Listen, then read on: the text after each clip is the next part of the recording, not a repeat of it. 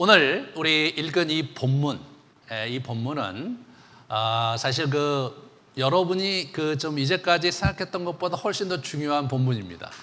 이것은 이 구원 역사에 있어서 하나님께서 어떻게 하나님의 말씀 속에서 사람들, 우리 일반 성도들을 만나오셨는가에 대한 획기적이고도 변곡사적인 그러한 초점, 전환점인 것을 이렇게 우리가 주목하시기 바랍니다. 구약에서 오늘날 저와 여러분의 신앙생활에 있어서의 어떤 그러한 영성생활의 패턴을 아주 결정적으로 제공해 준 그런 장면이라고 할 수 있습니다. 우리 이제 이분들이 지금 이 초막절에 모여서 에스라에게 율법책을 가지고 와서 저렇게 낭독하라고 한 배경을 잠깐 살펴보고 들어가도록 하겠는데요. 52일 만에 이분들이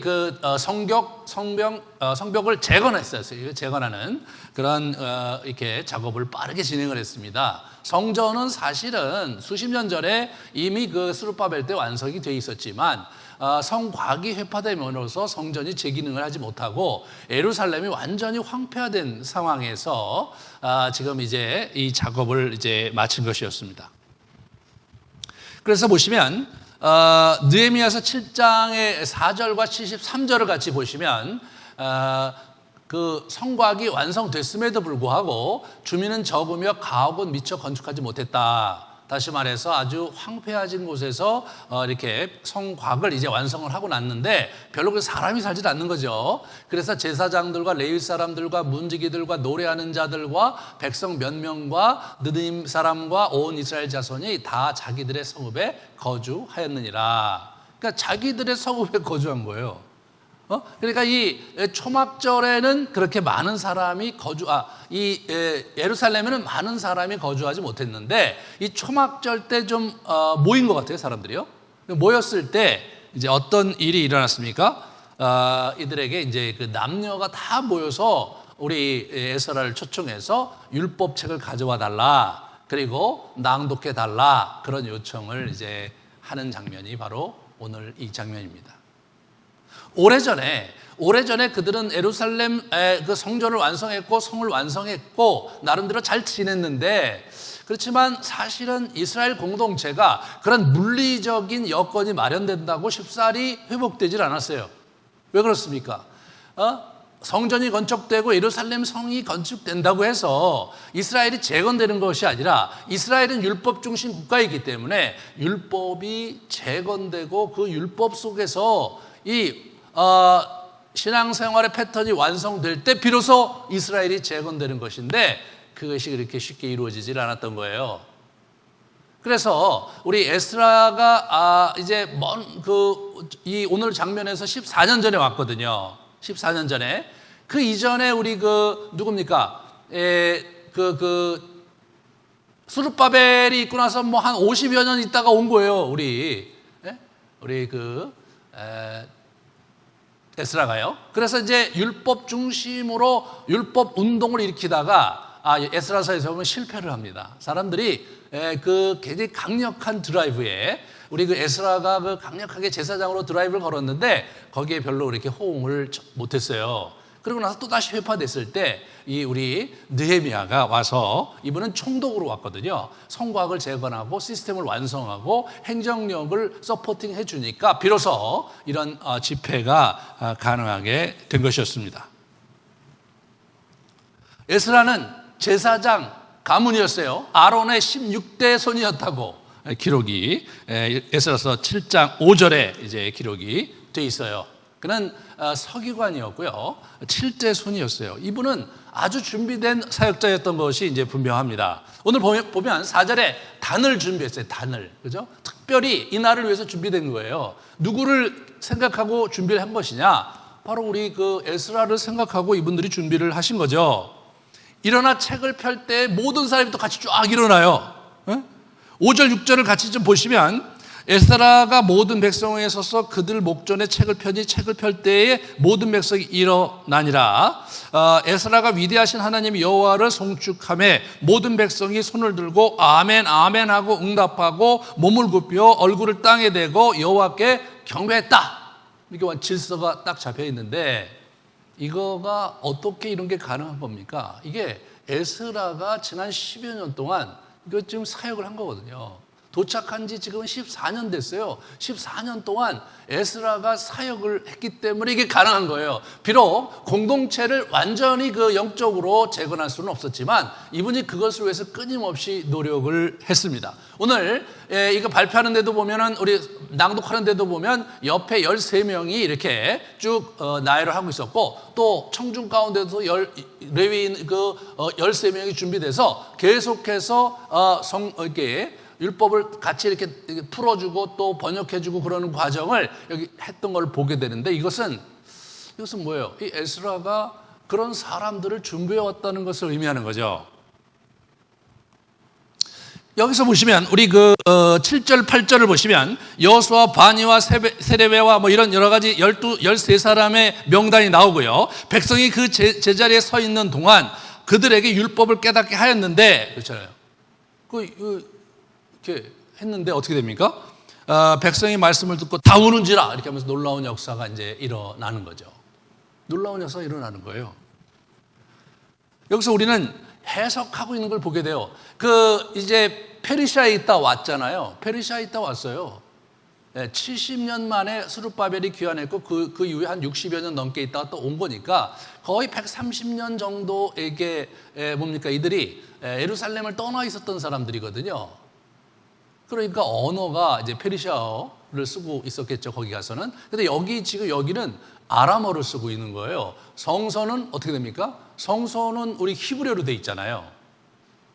히브리어로 돼 있어요. 일부가 아람어로 돼 있고. 이제 그런 상황에 있기 때문에 이걸 아마 선포를 하는 데 있어서 선포도 하고 그것을 이렇게 번역을 해줬을 것 같아요. 아람어로 이렇게 번역을 해줬을 것 같아요. 번역을 해줬을 뿐만 아니라 해석까지 해줬어요. 그들이 성경 해석자로 있었던 거예요. 그들이 준비된 사람들이었어요.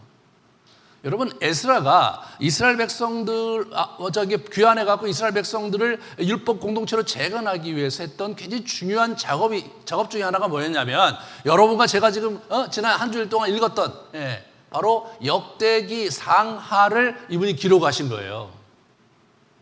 그 이전에 모세오경이 있었고, 그리고 나서 여러분 우리가 알고 있는 여호수아서, 사무엘상하, 열왕기서가 있었거든요. 그 모든 것을 다시 이렇게 새로운 관점에서 그걸 재해석한 거예요. 성경을 재해석해 준 거예요. 그래서 그걸 책으로 만들어서 그거를 가르쳤던 거예요, 이 사람이. 그러면서 어떻게 돼요? 이 시대에 바로 이 포로기에서 돌아온 이 예루살렘에 있는 유대인들, 우리들에게 이 과거에 있는 이 모세오경의 율법의 말씀과 또 살아왔던 그런 우리 이스라엘 역사 속에 우리의 선배들이 보여줬던 그러한 궤적 속에서 우리가 어떻게 이 말씀을 실천해야 될지, 이런 부분들을 아주 분명하게 가르쳤던 거예요. 에스라는 새로운 시대에 새로운 포인트와 새로운 패러다임을 가지고 이 사람들을 만났던 거예요. 이 사람들을 교육했던 거예요. 이분의 한계는 뭐가 있었습니까? 이분은 어떤 사람이었냐면, 이분은 그 제사장이었고 서기관이었어요. 공부를 많이 하신 분이죠. 성경을 또 막 여러 가지 그 레퍼런스를 가지고 막 이렇게 역대기 상하를 기록하는 이런 그런 어떤 지적인 작업을 하는 그런 그 브레인이었죠.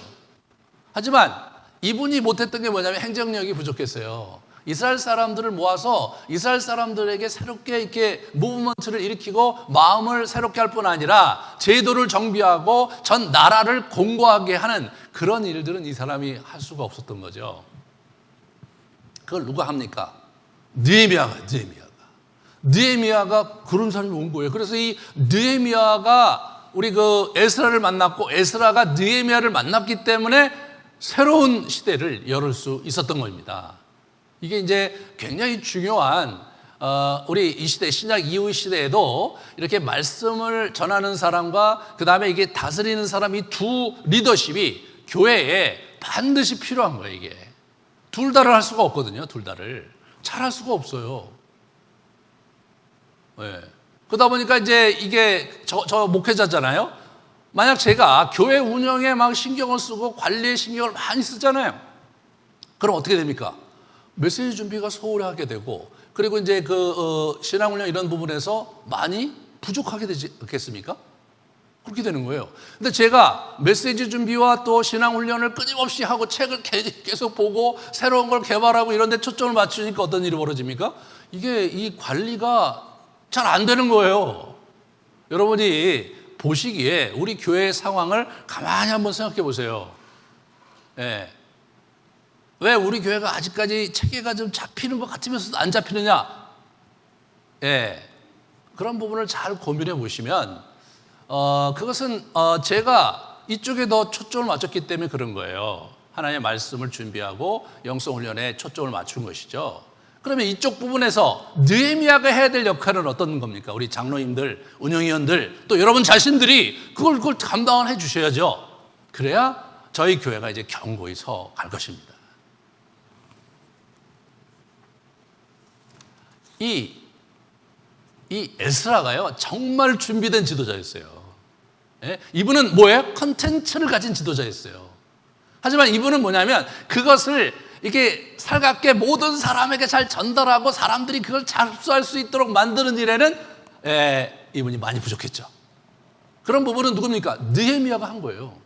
여러분 7장 이후에 보면 느헤미야 역할이 급속히 줄어들어요. 1장부터 7장까지 느헤미야가 주도적인 리더십으로 나오거든요. 그리고 이 8장 이후에 느헤미야 역할이 줄어들어요. 그분이 마쿠에 있어요. 마쿠에. 백업을 하는 거예요. 앞에 누가 있느냐? 에스라가 있는 거예요.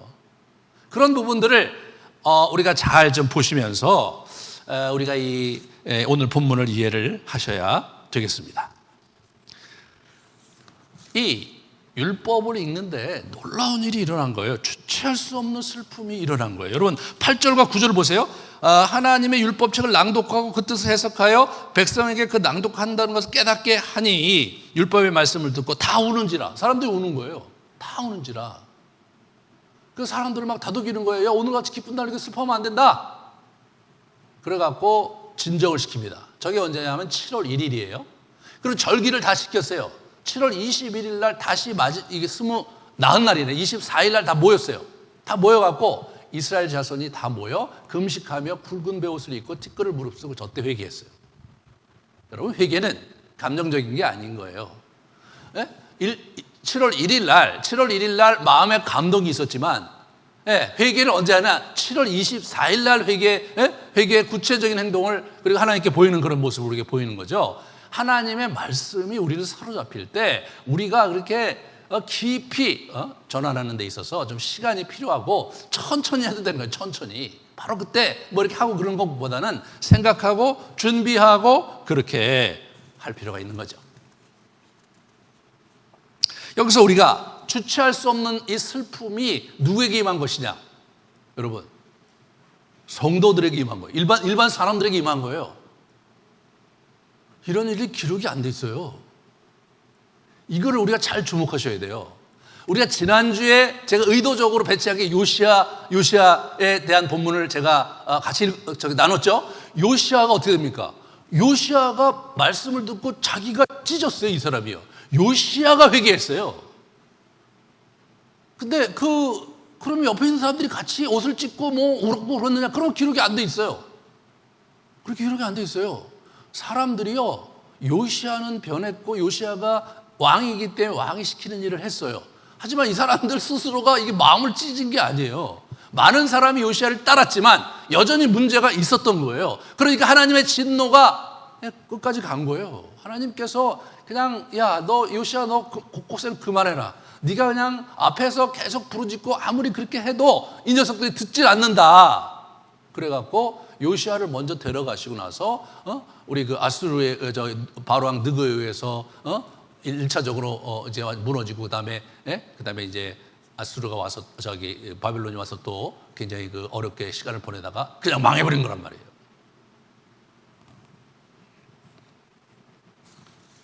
그런데요, 오늘 본문에서는 아주 이례적으로 하나님의 말씀을 소리를 듣고 이 사람들이 그냥 이렇게 들은 게 아니에요. 듣고 나서 풀어준 거예요, 옆에서. 단순히 그냥 히브리어를 아람어로 번역해 준 게 아니에요. 이분들이 그걸 풀어줬어요. 해석을 해줬어요. 그거를 이 사람이 듣고 깨우치면서 어떤 일이 일어나냐면 눈물이 하염없이 눈물이 흘린 거예요. 이들의 마음이 근본적으로 바뀌기 시작한 거예요. 굉장히 신약적이죠. 신약적인 거예요. 여러분, 이것이 갖고 있는 의미를 우리가 우리가 한번 되새겨 봐야 되겠습니다. 여기서 말씀을 깨닫는 것이 우리의 힘이다, 그런 말이 여기 나와요. 그죠? 여호와를 기뻐하는 것이 너희에게 힘이다, 그런 말이 10절에 나온단 말이에요. 이게 하나님의 말씀을 깨닫는 것이 힘이다. 예.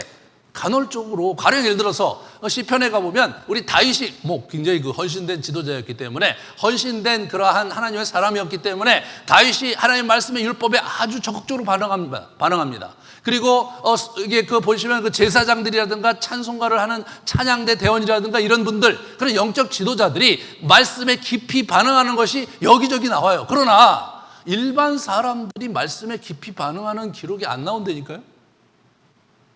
왜 안 나와요? 그럼 일반 사람들은 어떻게 된 거냐?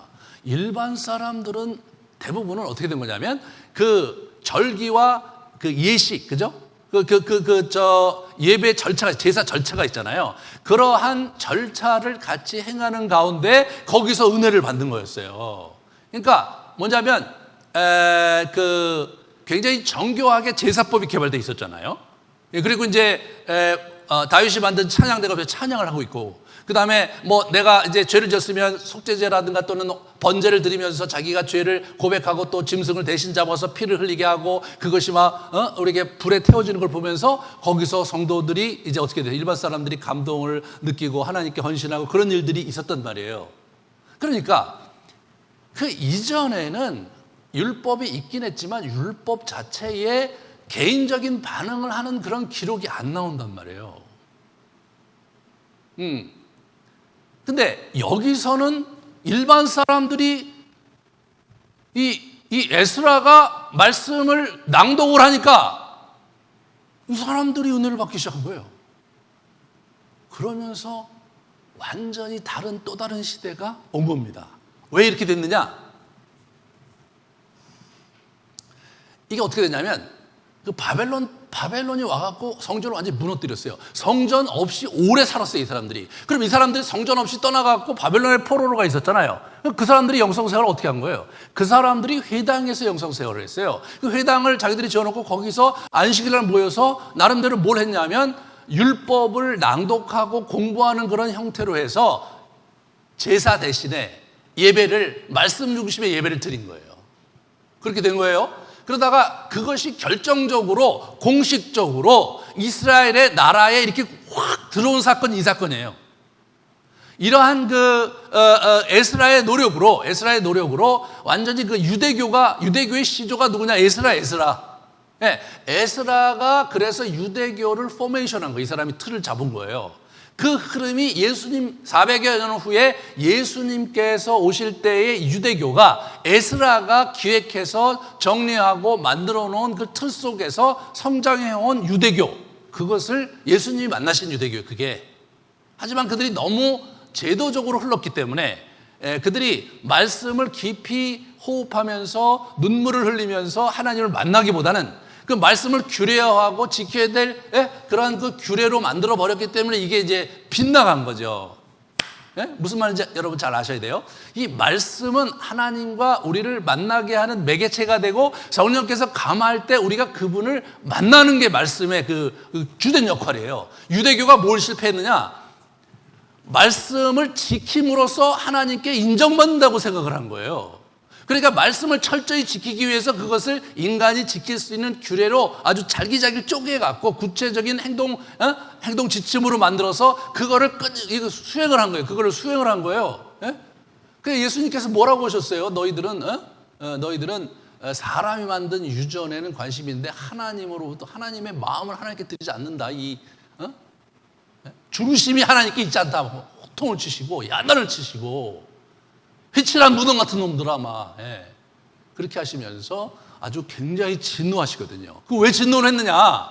이걸 규례화시켰기 때문에 그런 거예요. 하나님의 말씀을 통해서 하나님을 만나야 되는데 이분들이 뭐예요? 자기도 모르게 성령께서 역사하시니까 눈물을 흘리면서 하나님을 만난 거예요. 하나님을 그냥 만나는 거예요. 이게 이제 기독교의 핵심 영성의 뿌리가 여기서 만들어지는 거예요. 누가 만드셨습니까? 성령께서 만드신 거죠. 삼위일체 하나님께서 새로운 시대에 부응하기 위해서 만드신 거예요. 이미 우리 그 성전 중심의 그러한 신앙 양태는 이제 지나간 세대가 된 거예요. 다시 재건을 했는데 성전을 근데 뭐 별로 이렇게 효력을 못 봤어요. 그리고 이제 세 번째 성전 재건하기 누가 했습니까? 예수님 당시에 헤롯 대왕이 했죠. 그걸 갖고 헤롯 대왕이 막 엄청나게 큰 비즈니스를 했어요. 여러분 생각해 보세요. 우리 솔로몬의 성전은 다윗이 그가 후반기 자기의 인생을 전체를 들여갖고 그걸 차곡차곡 물건을 쌓아놓고 터를 만들어 놓고 설계도 만들고 거기에는 집기를 다 만들었어요.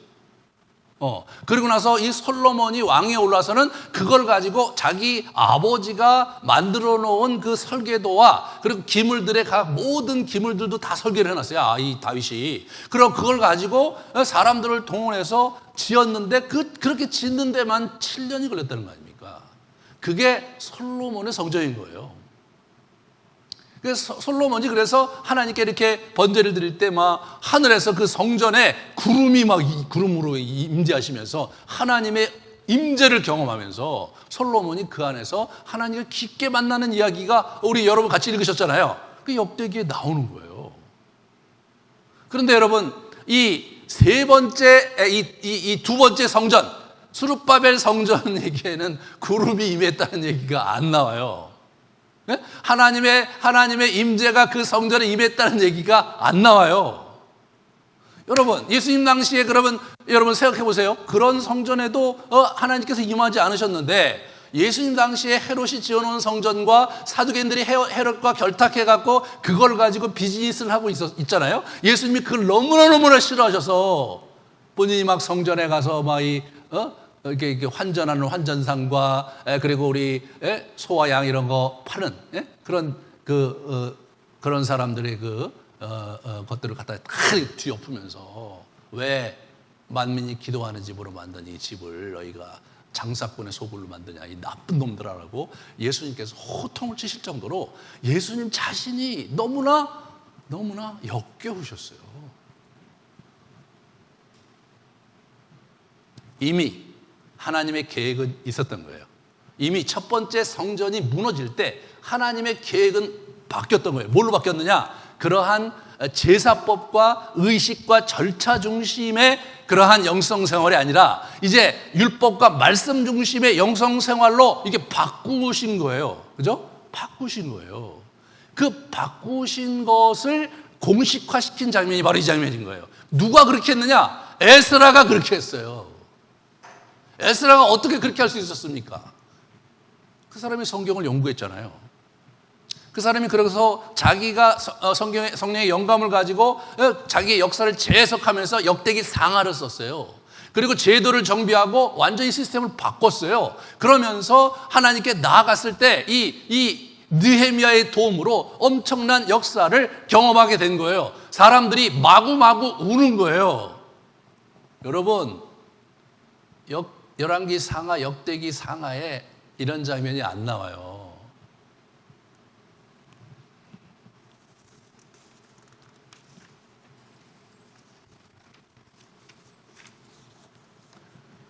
새로운 시대, 새로운 영성 생활과 새로운 패러다임으로 그런 상태로 절기를 지키면서 이 에스라가 새로운 시대를 지금 이끌어가고 있는 것입니다. 코로나를 맞는 우리에게도 이 새로운 시대에 새로운 형태의 접근이 필요한 시대가 된 겁니다. 우리는 이 코로나 시대를 맞이하면서 이미 와 있던 디지털 영상 문화 그리고 소셜 네트워크가 얼마나 중요한지를 새삼 깨닫고 있고 그렇게 해서 그것이 아주 전면에 드러나는 그런 업종들이 막 엄청나게 상한가를 이루잖아요 지금. 이게 완전히 다른 거예요.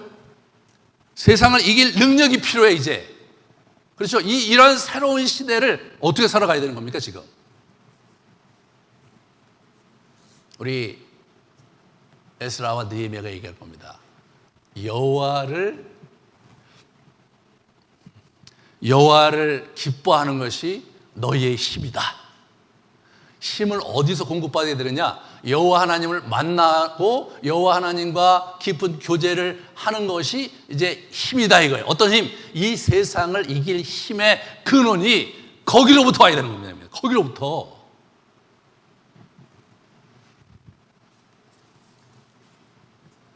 바로 이 포인트를 잡고 우리가 새롭게 한번 이 본문을 우리가 좀 들춰보기를 원합니다. 여러분과 저는 이제 새로운 시대를 만난 거예요. 새로운 시대를 만난 거예요. 그러니까 우리가 이제 코로나 이전과 이후는 다른 시대인 거예요. 우리는 코로나 이전으로 돌아갈 수 없어요. 그죠? 저는 어떻게 좀 코로나 이전처럼 돌아갈까라는 기대를 조금 했어요. 올 전반기에. 그리고 이제 5월, 6월 되면서 정부도 이제 우리 추석 때는 우리가 식구들이 모여서 즐거운 그런 과거와 같은 명절을 지낼 수 있을 거라는 그런 아주 낭보를 알려주고 그래서 저희도 이제 후반부부터 조금씩 올라오면 되겠네 했는데 지금 상황을 여러분 아시다시피 엄청난 일이 벌어지는 거죠.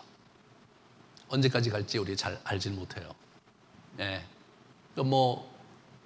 우리 접종하고 이제 그런 걸 하지만 실제로 그 이후에 어떻게 될지 잘 모르죠. 생각을 고쳐 먹어야 되는 거예요. 그러면 새로운 시대를 우리는 어떻게 해석할 것인가에 있어서 미래를 예측할 수 있는 능력이 여러분이나 저도 없고 사실 세상 그 누구도 그걸 예측할 수는 없어요. 그럴 때는 어떻게 되냐면 과거 속에서 힌트와 원리를 발견해서 그걸 가지고 미래를 그 원리를 가지고 원칙을 가지고 살아내는 거 그게 답이거든요. 우리 이럴 때 우리의 영성 생활에 있어서 특별히 이 초대교회를 들여다볼 필요가 있는 거예요. 우리가 가만히 보시면요. 우리가 이제 사도행전 2장을 좀 이렇게 한번 주목해 보기 원해요. 성령의 역사 임재가 일어나고 방언하고 막 그럴 때 사람들이 술 취했다고 그랬을 때 우리 베드로가 요엘서 강해를 하면 그 얘기가 우리 같이 한번 봅시다. 우리 사도행전에 보시면 베드로가 2장이에요. 11사도와 함께 서서 소리를 높여 이르되 이렇게 나오죠. 여러분이 베드로가 사람들 앞에 있는데 11명의 자기의 사도들이 여기 쫙 있었던 거예요. 마띠아 보선을 해갖고 11명이래. 잠깐 12명이죠. 여러분 이게 어디서 나온 그림이라고 생각이 드세요, 여러분? 잘 생각해 보세요. 이 그림이 어디서 나온 그림인가? 이 그림이요. 여러분 오늘 본문에서 나온 그림 아닙니까? 우리 에스라가 자기 옆에 13명의 제자들을 딱 도열해 놓고 사람들에게 메시지를 선포하고 있는 거잖아요. 이 사람들이 해석하고 그런 게 아니라 따로 번역하고 해석할 사람은 청중 가운데 따로 있었어요. 그죠? 따로 있었어요. 이름이 명단을 보시면 똑같지가 않아요.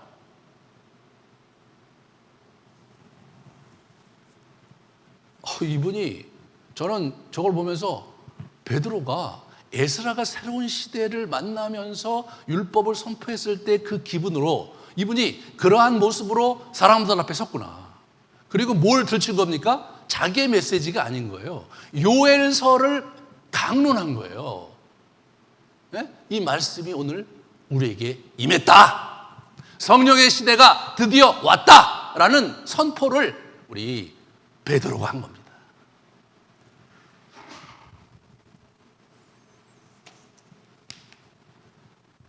초대교회를 가만히 보면요. 이 영성생활에서 이 소리로 듣고 묵상하는 삶을 이들이 행동을 해요. 소리로 듣고 묵상하는 거. 다시 주목해야 돼요. 여러분, 성경을 그냥 눈으로 읽고 묵상해도 그동안 신앙생활 잘 해왔는데요. 그렇게 얘기하실 분도 있을 거예요. 그러던 시대가 있었을 뿐이에요. 그런 시대가 있었을 뿐이라고요. 지금은 새로운 시대가 된 거예요. 제가 2005년에 미국에 가서 이제 영성 훈련하려고 여기저기 이제 이렇게 배우러 다닐 때요. 그들이 묵상을 할 때 이걸 낭독을 하더라고요. 저는 낭독을 할 때 눈으로 읽는 게 더 편한데 낭독을 하시네. 그래서 낭독을 하는 거예요. 근데 따라 하다 보니까 읽을 때가 아니라 낭독을 할 때 그 말씀이 제 귀를 타고 들어와서 마음에 꽂히는 거예요. 이거 봐라, 이거 놀라운 일이 있네. 저는 공부를 했으니까 초대교회 때 이렇게 왔는데 이게 다시 오는 거 아닌가? 그런 생각이 드는 거예요. 저도 꽤 성경을 오랫동안 묵상하고 연구를 해온 사람 중에 하나인데 그때와는 다른 형태의 하나님의 임재를 경험하고 그때와는 비교도 할 수 없는 그 날카로운 하나님의 말씀이 제 영혼의 심부를 꿰뚫는 것을 제가 체험하게 된 겁니다, 여러분. 저희 교회에서 제가 하는 모든 그 영성훈련 프로그램에 제가 낭독하는 것을 그래서 하는 거예요. 낭독하는 것을. 이 낭독을 해야 된다, 시대가.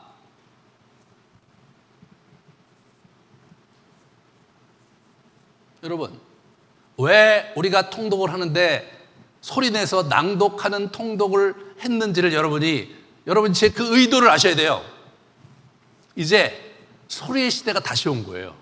예? 이제 글자의 시대에서 소리의 시대로 다시 온 거예요. 그러니까 유튜브가 다 그런 거 아닙니까? 이 소리의 시대가 온 거예요, 소리의 시대가.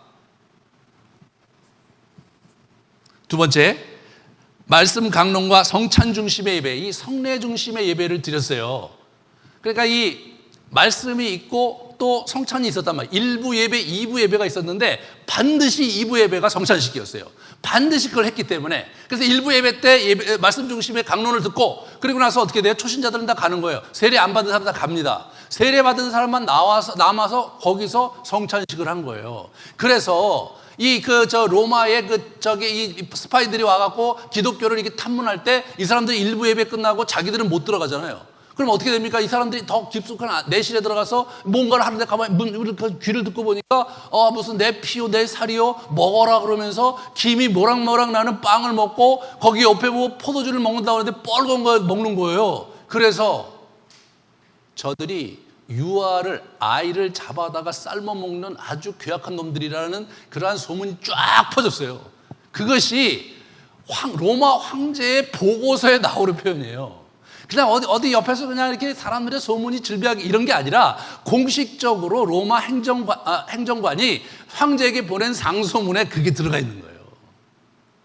그만큼 성찬식이 중요했어요. 개신교가 어떻게 됩니까? 개신교가 말씀 중심의 예배를 우리가 강조하면서 그러면서 지난 500년 동안 우리가 보내온 거예요. 예? 말씀 중심으로. 왜 그렇게 했는가를 여러분에게 말씀드리는 거예요. 그래서 그렇게 한 거예요. 새로운 시대에 새로운 모델을 만들고 새로운 미래를 향해서 우리가 준비하면서 가야 된다는 거예요. 그리고 세 번째로 일상생활 속에서 이분들이 하루에 3번 기도했던 거예요. 이 하루에 3번 기도한 거예요. 3번 이상이라고 한 얘기 뭐냐면 3번이 기본이고 어떤 사람은 5번. 초대교회 교부들 글에 나와요. 예? 5번, 어떤 분은 6번, 7번, 9번까지 나와요. 9번까지. 이분들은 항상 기도하라는 하나님, 예수님의 명령을 하루에 미니멈 3번, 많게는 9번. 그렇게 기도한 거예요, 그렇게.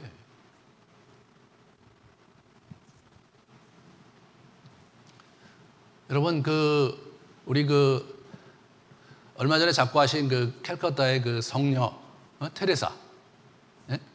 그래서 아주 가난한 사람들의 어머니로서 이렇게 아주 평생을 바쳐 사셨던 그분이 그렇게 바쁘게 이 가난한 사람들과 환자들을 이렇게 케어링 하시면서도 하루에 5차례씩 기도했어요.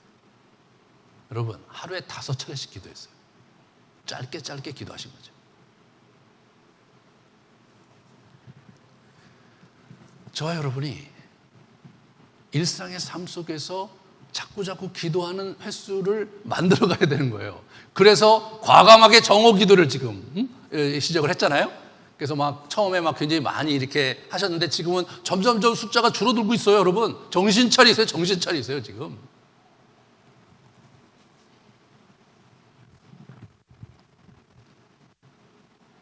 초대교회를 거울 삼아서 오늘 우리가 어떻게 우리의 영성 생활을 재구성할 것이고 개혁할 것인가를 잘 생각해 보자. 자, 그러면서 우리 마지막으로 새로운 지도력, 새로운 컨텐츠, 새로운 전달 방식이 필요한 시대를 저희가 맞이한 것이죠. 자, 새로운 지도력은 뭐예요? 에스라 혼자는 안 되는 거예요. 느헤미야가 있어야 되는 거예요. 근데 21세기에는 뭐예요? 알파가 필요해요. 알파. 플러스 알파. 선지자적 역할을 하는 알파예요. 자, 에스라는 율법 강론과 영성 생활의 정통한 지도자죠. 그 역할을 제가 해야 되는 거예요. 저희 사역자와 함께 해야 되는 거예요. 그래서 제가 우리 성교회 맥가울교회를 그걸 만들어서 열심히 계속 강론하고 있는 게 그 신구약 전체를 통시적으로 공부하면서 그러면서 이 시대에 어떻게 영성 생활과 우리의 인생을 완성도 있게 살아갈 것이냐에 대해서 끊임없이 강론을 한 거죠. 성경 강의를 통해서 그렇게 하려고 했던 거예요. 그런 역할을 해야 될 지도자가 필요한 거예요. 두 번째, 느헤미야와 같은 지도자가 필요한 거예요. 이 실제적인 관리와 유지를 위해서 지혜를 활용할 수 있는 그런 아주 준비된 지도자가 우리에게 필요한 거예요. 장로를 세우고 지금 안수 집사를 세우고 우리 권사님들을 세우고 그게 다 저런 분들을 세우기 위한 우리의 노력인 거예요. 그리고 세 번째는 알파예요. 에스라가요. 그 이전에 안 했던 행동을 했는데 그게 뭐냐면 인간 네트워크 전달 방식을 한 거예요. 자기 혼자 낭독을 하면 모든 사람이 들을 수 없다는 거죠. 근데 그 이전 세대에 누구도 그걸 시도하지 않았어요. 근데 이분이 뭐냐면 인간 에코를 만든 거예요. 그래서 13명과 또 이게 레위인들을 각 구석구석에 딱 배치를 해놓고 자기가 낭독을 하면 그 사람들이 그거를 낭독한 것을 이렇게 번역해주고 해석해주게 그렇게 한 거예요. 이 시스템을 만든 사람이 저 사람이에요. 에스라예요. 에스라는요, 이 과거에 있는 패턴을 가지고서는 말씀이 전달될 수 없는 시대를 갈파하고 이분이 그걸 한 거예요. 그렇게 하신 거예요. 자, 다니엘과 사도 여행은 뭐예요? 묵시적인 소통을 개발했어요. 묵시적인 소통을. 완전히 그 역사적 암흑기에 하나님의 백성들과 소통하기 위해서 묵시문학의 그러한 그 방식을 받아들여서 글을 쓰고 전달을 한 거예요. 그렇다면 오늘날 우리에게도 21세기형 소통 방식에 준비된 지도자가 필요합니다. 영상을 다루는데 아주 익숙하고, 그리고 또 이렇게 소셜 네트워크를 다루는데 아주 지혜가 있는 그런 리더가 필요한 거예요. 저는 이 시대에는 저런 세 종류의 리더가 필요하다. 에스라형, 그리고 느헤미야형, 그 다음에 그 선지자형 알파. 제가 그냥 가칭 알파로 호칭을 한 거예요. 뭐라고 표현해야 될지 잘 몰라서.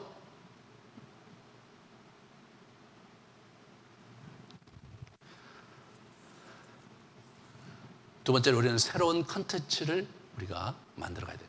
그래서 우리 영성훈련, 워크샵 형태, FIC. 여러분, FIC 우리 열심히 하고 있는데 교재를 드디어 발간해요. 교재를. 여러분 이제 인터넷에 들어가서 이거 온라인 그 서점에 가면 이걸 구입하실 수가 있어요. 저희 교회에서 구입하시면은 저희가 70%에 모시도록 합니다. 여러분, 이것이 지난 수년간 여러분과 함께 같이 성경 공부하고 여러분 그 프로그램을 하면서 고치고 또 고치고 또 고치고 그리고 수정하고 또 수정하고 우리 여러 성도님들이 많이 수정해 주셨어요. 그러고 수정하고 또 수정해서 겨우겨우 나온 이 작품이 바로 이 작품인데 이것은 향후 우리 한국교회에 커다란 반향을 일으킬 거라고 저는 개인적으로 기대합니다. 이것을 시작으로 해서 다양한 워크북들을 저희가 만들어 낼 것입니다. 우리 소리내어 통독하는 절기, 이게 우리가 지금 통독을 한단 말이에요. 소리내어 통독을 하는 거예요. 소리내서 통독을 한다고요. 한국교회에서 지금 하고 있는 게 뭐냐면 써서 통독하는 거예요. 써서 이렇게 많이 써서 하세요. 그것도 참 은혜를 많이 받으세요. 하지만 그러나 여러분, 이 써서 하는 것과 소리내는 것과는 근본적으로 달라요. 초대교회 때부터 써서 한 적이 없어요. 다시 말해서 이 오리지널리티가 없단 말이에요.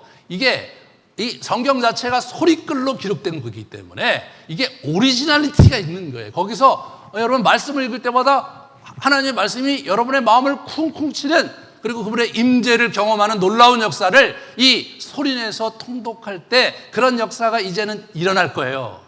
이제는 일어날 거예요. 시대가 새로운 형태를 요구하고 있으므로 여러분의 마음에 커다란 반향을 일으킬 것입니다.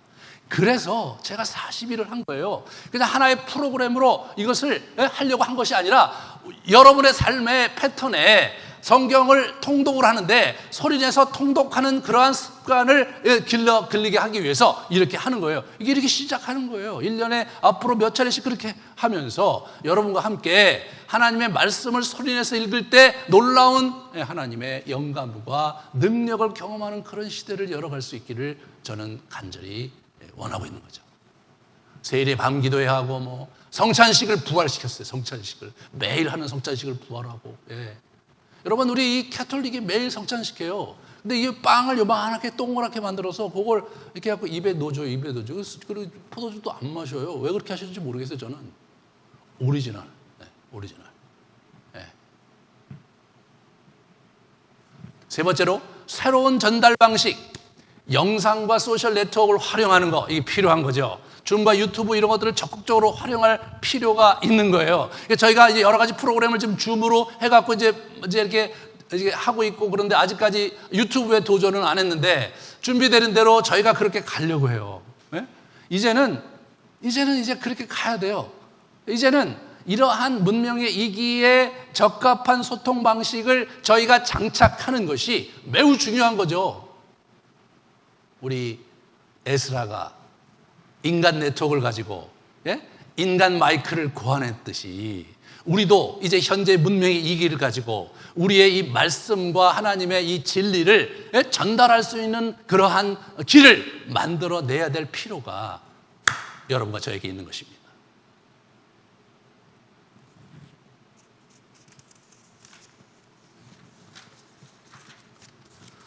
저는 지난 우리가 12년 동안 이 시대의 새로운 콘텐츠를 만들기 위해서 무지무지 노력을 많이 해왔습니다, 저희가.